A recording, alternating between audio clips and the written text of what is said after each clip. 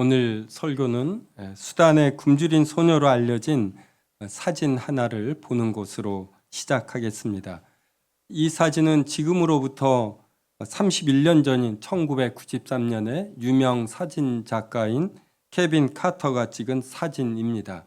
수단 아요드 지역의 한 식량 배급소로 향하던 이 사진 작가가 우연히 길 위에 쓰러진 이 소녀를 보았습니다.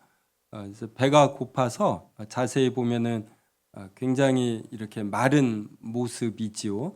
그리고 저 멀리 떨어진 곳에서 이제 독수리가 지켜보고 있는 것입니다. 이 소녀가 이제 더 힘을 잃어 죽음에 이르면 먹으려고 하는 것이죠. 이것을 사진 작가가 20분 동안 지켜보며 가장 좋은 설정으로 저 사진을 찍었습니다. 이렇게 탄생된 수단의 굶주린 소녀라는 제목을 가진 이 사진은 그에게 퓰리처상이라는 아주 큰 영광을 안겨 주었습니다. 그는 큰 명성을 얻었습니다. 그는 이 사진에 대해 이렇게 말했습니다. 지금도 일본마다 전쟁과 가난으로 아이들이 죽어가고 있습니다. 이 사진 한 장으로 경종을 울리고 싶었습니다. 이 사진 한 장으로 아프리카 남수단의 비참한 기근 실상이 전 세계에 널리 알려졌고 크게 감동받은 사람들이 또 이 지역을 얼마나 많이 도왔는지 모릅니다. 그런데 또 동시에 위험에 처한 소녀를 즉시 구하지 않았다라는 비난도 크게 따랐습니다. 소녀를 구하기보다는 사진을 먼저 찍은 케빈 카터의 행동이 비인간적이다, 이러한 항의가 있었습니다. 그는 퓰리처상 수상을 한 지 2개월 뒤 이제 우울증에 시달렸고 결국 1994년 7월에 스스로 목숨을 끊었습니다. 그는 유서에 다음과 같은 내용을 담았습니다. 사진을 찍고 곧바로 독수리를 쫓아낸 뒤 소녀를 구조했습니다. 하지만 지금 생각하면 그 순간 카메라를 들고 있었던 나 자신이 너무도 믿기만 합니다. 소녀에게 너무 미안합니다. 오늘은 하나님께서 궁휼하신 분이라는 것에 대해서 알아보고자 합니다. 우리는 지난 2주에 걸쳐서 하나님께서는 영원하시고 스스로 계시는 분이라는 것을 살펴보았습니다. 하나님께서 영원하시기 때문에 우리에게 영원을 선물로 주십니다. 우리가 지금 건강하게 살아 있을 때에는 영원의 가치를 모르지만 우리가 늙고 병들고 죽음이 가까웠을 때는 가장 중요한 것이 영원일 것입니다. 또 하나님은 스스로 존재하십니다. 그렇기 때문에 무엇이 부족한 것처럼 사람의 섬김을 받으시지 않습니다. 오히려 우리에게 존재를 주시고 생명과 호흡을 주시고 만물을 주십니다. 그래서 우리가 하나님을 섬긴다라는 것은 하나님의 부족한 부분을 채워주는 것이 아니라 하나님의 하나님 되심을 알고 그 하나님께서 우리를 하나님의 형상대로 지어주신 줄 알고 그 형상을 발휘하며 사는 것, 이것이 하나님을 섬기는 것이구나, 이렇게 올바로이 알게 됩니다. 자, 오늘은 하나님께서 궁휼하심을 살펴보고 그래서 우리도 궁휼해야 된다라는 것, 이것을 알고자 합니다. 다시 사진으로 돌아가서 독수리는 굶어가는 소녀를 보면서 이렇게 불쌍히 여기지 않습니다. 이 소녀가 다시 영양을 잘 섭취해서 사람다운 삶을 좋겠다, 이러한 생각을 하지 못합니다. 독수리의 눈에는 그저 먹이로만 보입니다.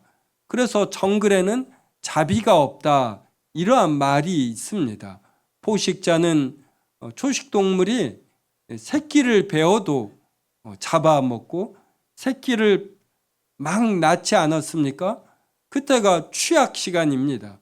이때 더 노려서 어미를 잡아먹고 심지어 새끼까지도 잡아먹습니다. 자비라는 것이 없습니다. 그런데 이에 비해 사람에게는 이러한 자비함, 궁휼함이 있어요. 궁휼은 한자이고 이것을 우리나라 말로 표현하면 불쌍히 여기다 이런 뜻입니다. 그래서 성경에서 자비, 인자, 긍휼, 불쌍히 여김이 거의 같은 의미로 사용되고 있습니다. 사람은 어려운 처지에 있는 이들을 보면 불쌍함을 느낍니다. 불쌍하게 느껴 도와주고 싶은 마음이 마음에 생깁니다.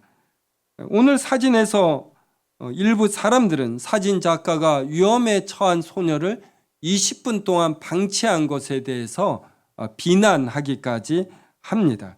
그만큼 사람들은 위험에 처한 자를 불쌍히 여겨 즉시 도와주어야 한다라는 이러한 가치를 공유하기 때문입니다. 사람에게 이런 긍휼함이 왜 있을까요? 하나님께서 긍휼하시기 때문입니다. 긍휼하신 하나님께서 하나님의 형상대로 우리 사람을 지으셨기 때문에 사람에게는 긍휼함이 있습니다. 그래서 성도 여러분 중 어려운 처지에 있는 사람을 보면 어떤 불쌍함을 느낀다, 이러면 이것이 정상이구나 이렇게 생각하면 됩니다. 때때로 어떤 불쌍히 여김을 인해서 이 불쌍히 여김을 실천하는 것, 어떤 도움을 필요하는 자를 불쌍히 여겨 그를 물질로 돕든 따스한 말로 돕든 이렇게 돕는 일에는 물질과 시간과 그리고 정성의 어떤 비용이 발생합니다.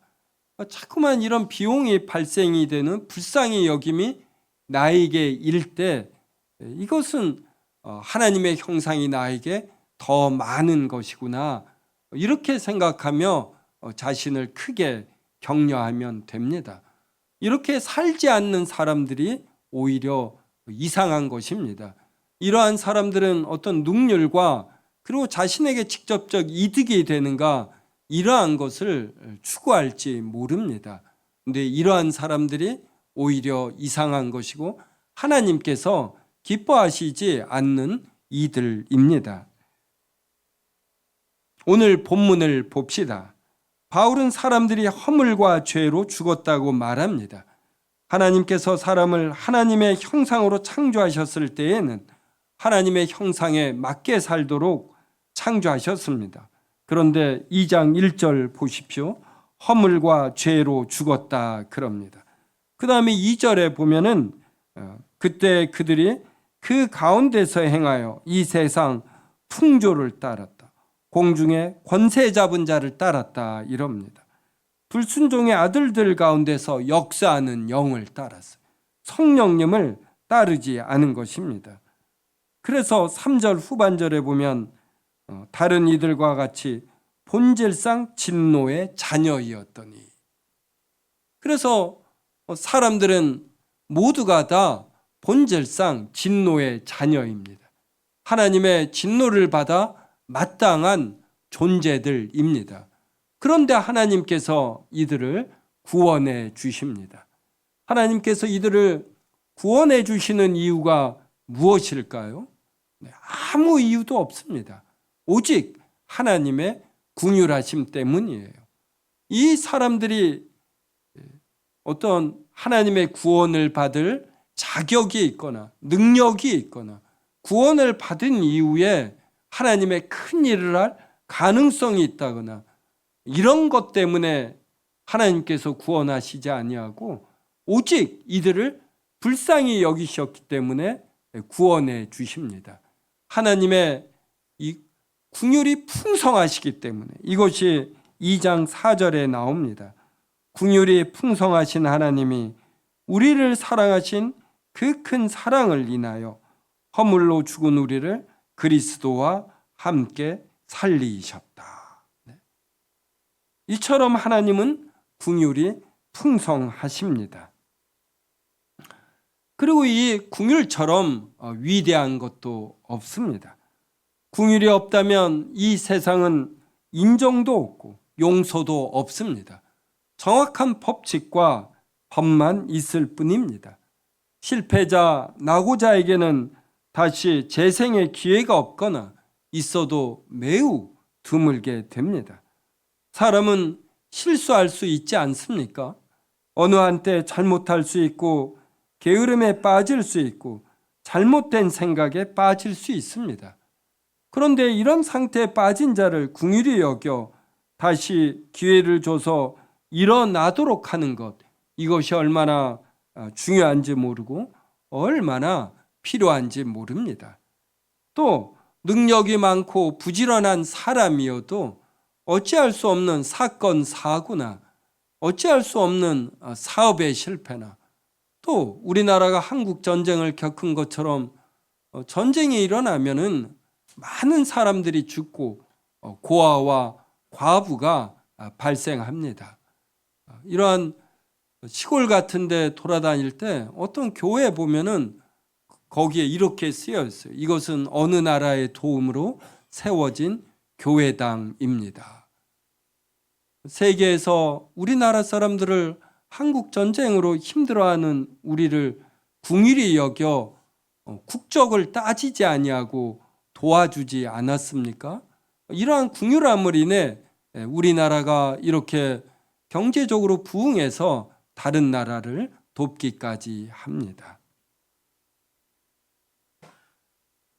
사회가 성숙해진다라는 것은 질서와 긍휼이 얼마나 조화로워지느냐일 것입니다. 질서 얼마나 중요한지 모릅니다.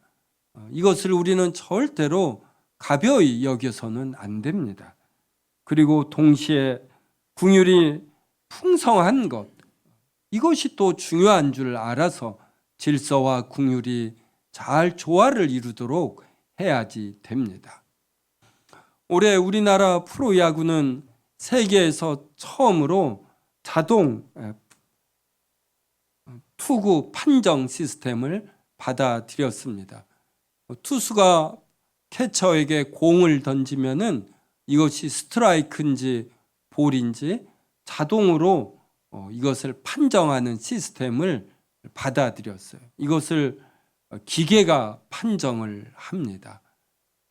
그래서 볼이냐 스트라이크 판정으로 싸우는 일이 없어졌습니다. 기계가 사람보다 더 정확함을 이제 이 시스템을 도입해서 시간이 지날수록 사람들이 수긍하고 있습니다.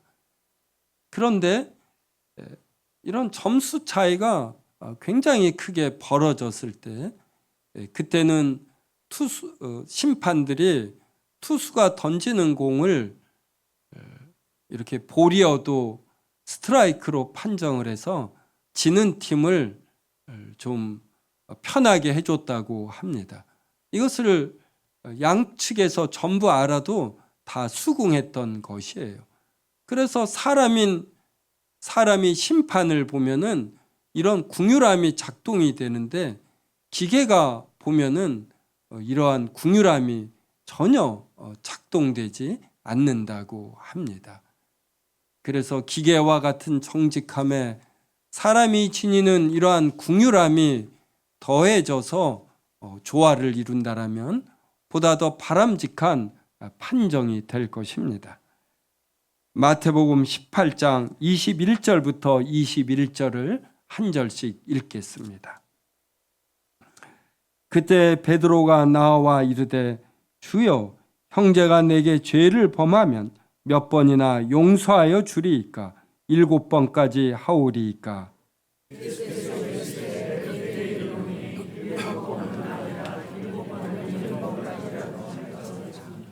그러므로 천국은 그 종들과 결산하려 하던 어떤 임금과 같으니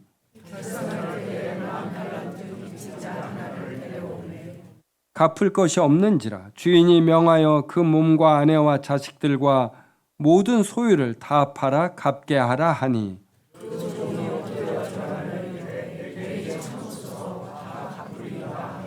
같이 읽습니다.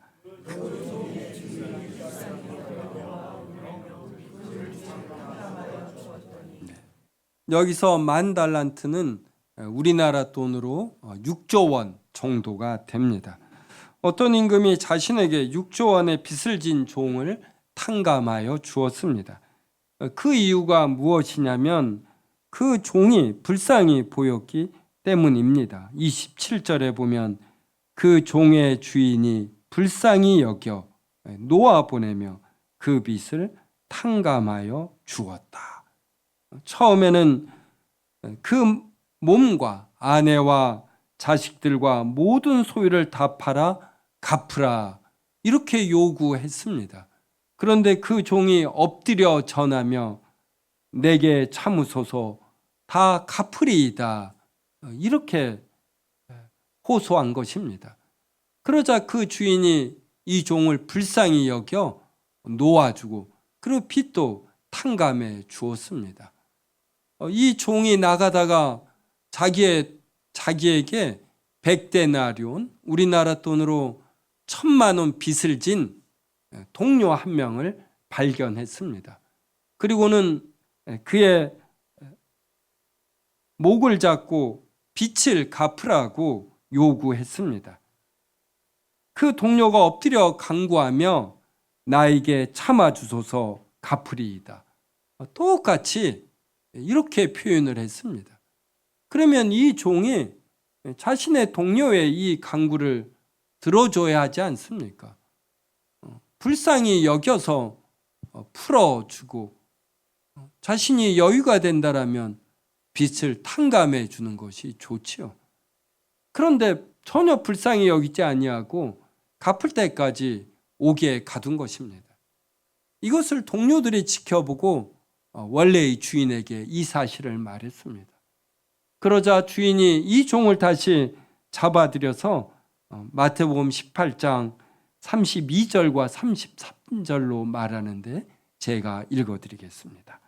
악한 종아, 내가 빌기에 내가 내 빚을 전부 탕감하여 주었거늘 내가 너를 불쌍히 여김과 같이 너도 내 동료를 불쌍히 여김이 마땅하지 아니하냐.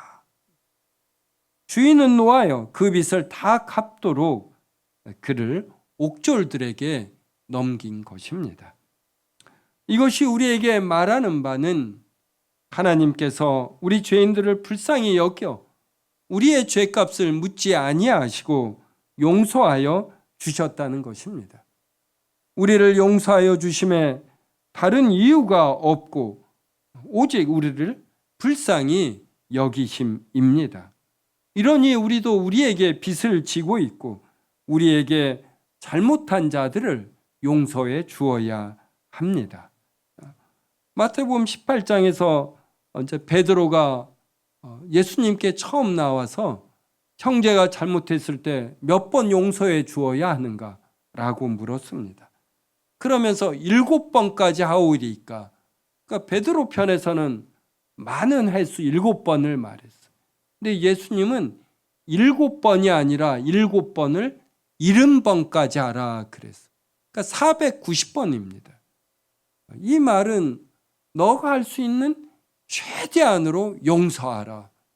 왜 그러해야 하냐면 너가 하나님께 빚을 탕감받았는데 이게 6조 원이다 이 말이에요. 이 말은 6조 횟수, 6조 번이나 죄를 용서받았다. 이런 의미인 것이죠. 그래서 우리가 누구를 불쌍히 여기고 누구의 죄를 용서하려면 먼저 내가 얼마나 죄를 용서받았는가, 하나님께서 나를 얼마나 긍휼히 여기셨는가 이것을 깨달아야 합니다. 옳고 그름이 분명하고 이것을 드러내는 성향이 있을수록 또 이것도 생각해야지 되죠. 근데 이렇게 질서를 중요한다고 해서 긍휼이 없거나 이거 전혀 아닙니다. 질서를 잘 지키고 이것을 중요시 여기면서도 긍휼이 풍성하신 분들이 얼마나 또 많은지 몰라요. 그래서 이 좋은 성품이라는 것은 이렇게 동시에 여러 좋은 성품들이 이렇게 많아지기도 합니다. 그래서 우리가 신앙에 있어서 성숙해진다라는 것은 하나님의 여러 이 속성들을 우리가 닮아간다, 이러한 의미가 되기도 하는 것이에요. 그래서 내가 다소 궁휼함이 부족하다, 남을 불쌍히 여기는 마음이 부족하다, 그러면 내가 얼마나 더러운 죄인인가를 알고 이러한 나에게 하나님께서 끊임없이 기회 주시는 것, 이걸 생각해야지 됩니다. 나에게 여전히 건강을 주시고 나에게 무언가 할 일을 주고 무언가 나에게 신분을 주시는 것, 이러한 것들이 결코 작은 일이 아니고 그냥 이루어진 것이 아니라 하나님께서 우리를 불쌍히 여기시기 때문에 우리가 이러한 현재의 위치에 있는 것입니다. 그래서 우리도 다른 사람들의 잘못을 그가 뉘우친다라면 너그럽게 용서하는 이것이 필요하고, 또 도움을 필요로 하는 어려운 처지에 있는 이들을 게으르다고 먼저 비난하기에 앞서 그를 불쌍히 여기는 이러한 마음을 풍성히 가져야 합니다. 누가복음 10장 29절부터 30절도 한 절씩 읽겠습니다. 그 사람이 자기를 옳게 보이려고 예수께 여짜오되 그러면 내 이웃이 누구니이까?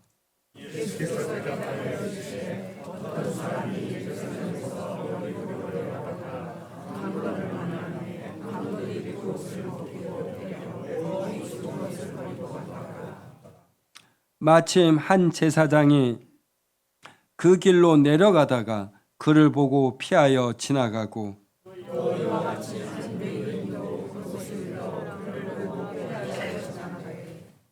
어떤 사마리아 사람은 여행하는 중 거기 이르러 그를 보고 불쌍히 여겨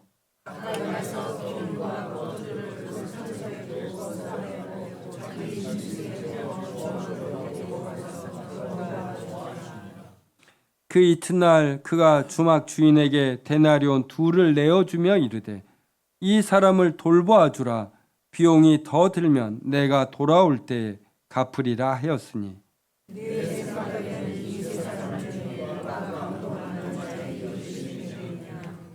같이 읽겠습니다. 이르되 자비를 베푼 자니이다. 예수께서 이르시되 가서 너도 이와 같이 하라 하시니라. 우리가 잘 아는 선한 사마리아인 비유입니다. 한 제사장도 한 레위인도 강도 만난 자를 피하여 지나갔는데 어떤 사마리아 사람은 기름과 포도주를 그 상처에 붓고 싸매고 자기 짐승에 태워 주막으로 데리고 가서 돌보아 주었습니다.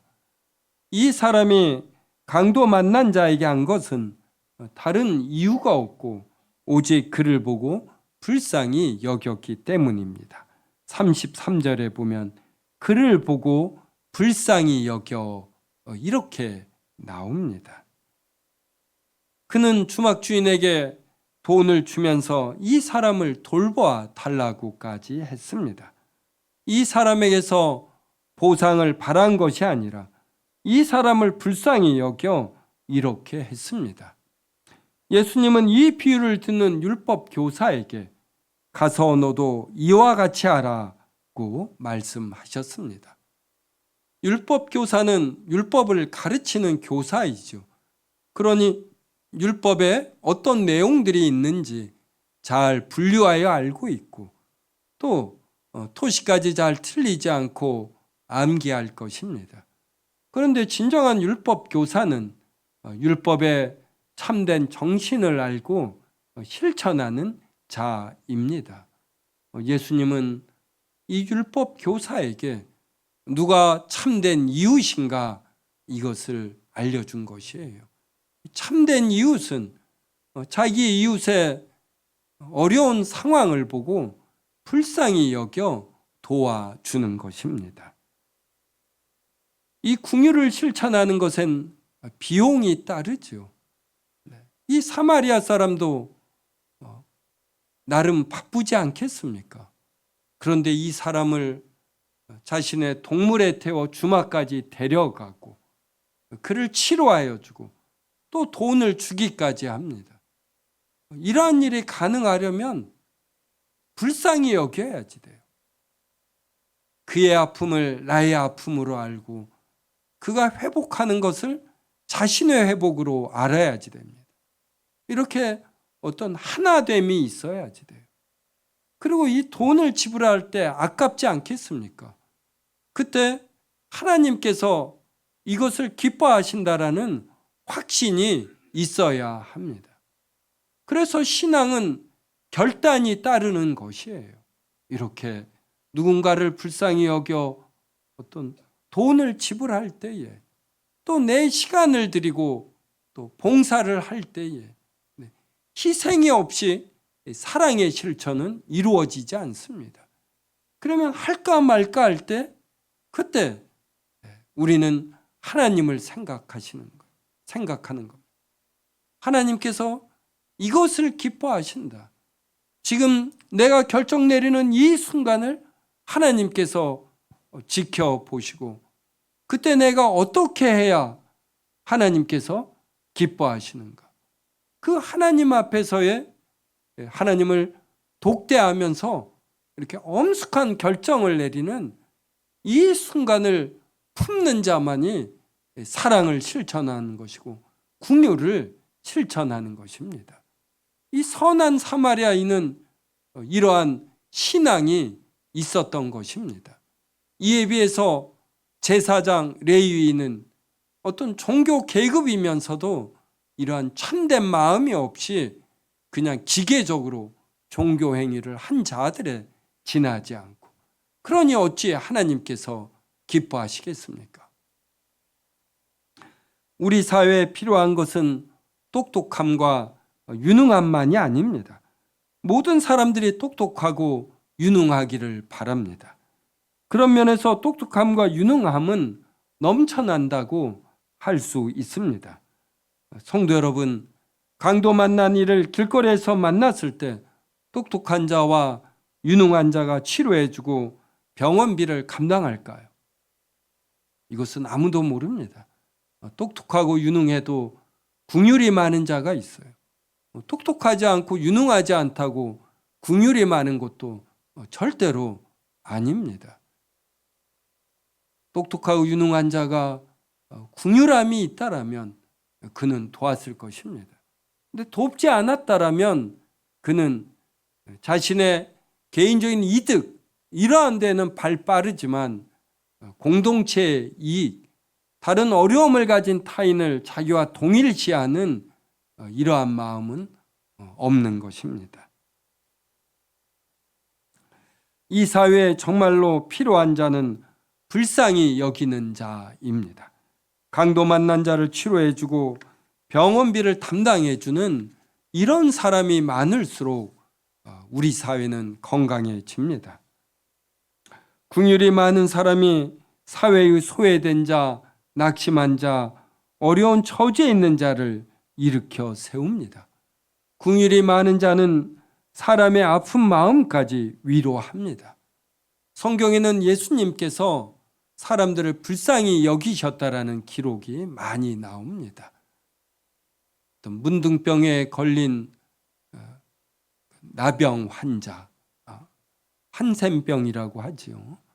또 맹인, 요사이는 시각장애인이라고 표현하는데, 이들이 예수님이 지나간다라는 소식을 들으면 길거리에서 외칩니다.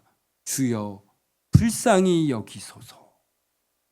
그때 예수님은 한 번도 이것을 무심코 건너가지 않았습니다. 그들을 불쌍히 여기고 또 무리를 불쌍히 여겨 그들 중 병에 걸린 자를 고쳐 주셨습니다. 누군가를 불쌍히 여기는 것은 우리에게 돈이 되거나 이익이 되지 않습니다. 그래서 누군가를 불쌍히 여겨 이것을 실천하려면 어떤 신앙의 성숙과 신앙의 결단이 있어야지 됩니다. 우리는 이러한 결단과 실천을 조금 더 늘려가야지 됩니다. 말로만 배부르라 더우랴, 하는 것이 아니라 내가 가진 것을 내놓으며 이것을 하나님께서 기뻐하신다라는 확신 속에서 결단하는 이러한 것이 필요로 합니다. 바울은 에베소서 4장 32절에서 이렇게 말합니다. 화면에 떴는데 저하고 같이 읽겠습니다. 시작. 서로 친절하게 하며 불쌍히 여기며 서로 용서하기를 하나님이 그리스도 안에서 너희를 용서하심과 같이 하라. 서로 친절하게 하며 불쌍히 여기며 서로 용서하기를 하나님이 그리스도 안에서 너희를 용서하심과 같이 하라. 하나님이 그리스도 안에서 너희의 빚 6조 원을 탕감해 주었으니 너에게 빚을 진 1,000만 원의 빚 이것을 탕감해 주어라. 이것이 서로 친절히 하는 것이고 서로 불쌍히 여기는 것이고 서로 용서해 주는 것입니다. 그래서 지금 이 시간에 한번 생각해 보는 것이 내가 누구에게 좀 더 친절해야지 되는가? 내가 누구를 좀 더 불쌍히 여겨야지 되는가? 내가 누구를 용서해 주어야 하는가? 구체적 대상을 정하고 그리고 구체적으로 이번 주간에 행동하는 것입니다. 그때 하나님께서 얼마나 기뻐하시는지 몰라요. 이것이 우리 신앙의 성숙입니다. 그냥 자꾸만 교회당에 모이는 신앙이 아니라 교회 밖에서 하나님의 형상을 지닌 자로 이 하나님의 형상을 실천하는 것, 이것이 신앙의 성숙이고 하나님께서 기뻐하시는 바입니다. 우리 세움교회가 이러한 긍휼의 사역을 풍성히 하는 교회가 되기를 바랍니다. 특별히 이러한 일로 세움을 받은 직분이 집사와 권사입니다. 이번에 집사와 권사로 피택된 세 분과 지난 수요일에도 공부를 줌으로 했습니다. 계속 자비의 사역, 긍휼의 사역이 나와요. 하나님께서 이것을 성경을 통해 얼마나 많이 명령하셨는지 모르고 이것을 집사와 권사 직분자에게 특별히 요구함을 살펴보고 있습니다. 우리 세움교회가 창의적으로 이러한 일에 접근하며 먼저 교회 내에 있는 성도들을 서로가 살피며 친절히 하고 서로를 불쌍히 여기고 서로를 용서하고 그리고 교회 밖으로도 나아가 이 지역과 또 우리가 이번에 베트남 다낭 선교를 하는데 해외에서도 복음을 전하고 우리가 한국 전쟁 때 알지 못하는 여러 나라의 사람에게 도움을 받았듯 도움을 필요로 하는 여러 나라의 사람을 도와주는 것입니다.